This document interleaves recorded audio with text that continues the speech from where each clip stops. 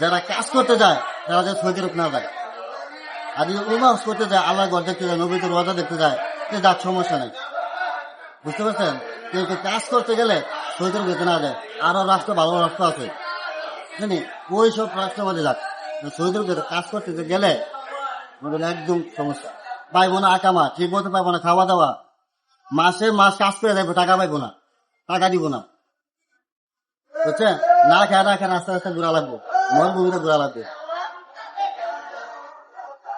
আমি সৌদি আরব গেছি ফ্রি বিষয়ে গেছি। আমি 2.5 বছর ছিলাম।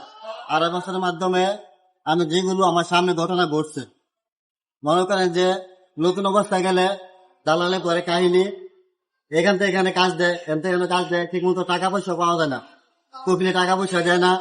আর কপিলের মধ্যে এখান থেকে এখানে কাজ দিলে দালালে কপি 500 টাকা দেয়, 1000 টাকা দেয়, সৌদি টাকা। ঠিক আছে? অথচ 1 টাকা ইনকাম নাই। এই 500 টাকা দিয়ে কাম দিলে এরকম কষ্ট কাম নিয়ে ফালায়, কাজটা কষ্ট কাম করার মতো না।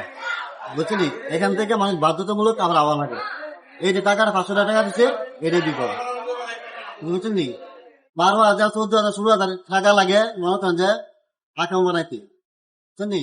আকামা বানাই মনে করেন যে 2 মাস 3 মাস পরে মনে করেন আকামা ভাঙ্গা মনে করেন সফর জালে বানাই। বুঝছেন? আর সফর জালে খানি মনে করেন যে 2 বেলা খানি দেয়, এরপর মনে দেয় আপনার আকামা ভেঙে ফেলছে? ভাঙ্গা দিচ্ছে। কি মামলা দিছিল? ভিক্ষার মামলা। আপনারা কি ভিক্ষা করছেন? না, ভিক্ষা করবো কেন? আমরা গেছি মক্কা, গেছি হেরামের 1 নাম্বার তলে, মানে হেরামের 1 নাম্বারে গেছি। আমরা গেছি হজ করার জন্য, উমরা হজ করার জন্য।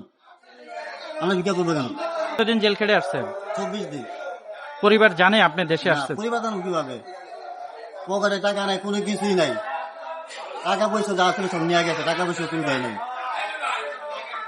আমার কাছে 700 টাকা ছিল, 700 টাকা নিয়ে গেছে, একটাও আমার দেয় নাই। মনে করছি যে আমার সময় টাকাগুলা দিব, দেয় নাই। বাড়ি কোথায় আপনার? জি, বাড়ি কোথায়? আমার বাড়ি ছিল সুনামগঞ্জ। কি নাম আপনার? যাবেন কিভাবে? এত টাকা পয়সা কিভাবে যাবো? মানে আপনারা যদি কোনো সহযোগিতা করেন তাহলে আমি যেতে পারি, মানে আমার দেশে। বিয়ে করছেন? কি নাম আপনার? মোহাম্মদ আনোয়ার। আনোয়ার। তো আনোয়ার ভাই, এই যে আপনার সাথে যে ঘটনাটা ঘটছে, আপনারা কি এম্বাসিতে যোগাযোগ করতে পেরেছেন বা আসলে কি? এমএসি কিভাবে যোগাযোগ করবো? যোগাযোগ করার মতো সিস্টেম নাই তো। আমরা তো জেলখানা বলি, আমি কিভাবে সিস্টেম করবো বলেন?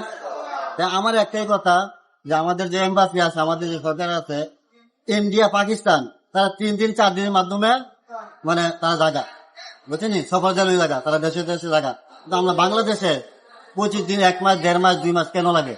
কারণ ওই যে আমাদের এম্বাসি ভালো না, আমাদের সরকার ঠিক মতো কথা বলতে পারে না। এই জন্য আমরা মনে করি দুর্বল, সব দিক দিয়ে দুর্বল। আচ্ছা, এই যে যারা আবার নতুন করে যেতে চায় সৌদি আরব, তাদের উদ্দেশ্যে আপনার কি বলার আছে? তাদের উদ্দেশ্য একটা কথাই বলা উচিত, যে মানে যে পরিস্থিতি আমার সাথে ঘটছে, তারা মানে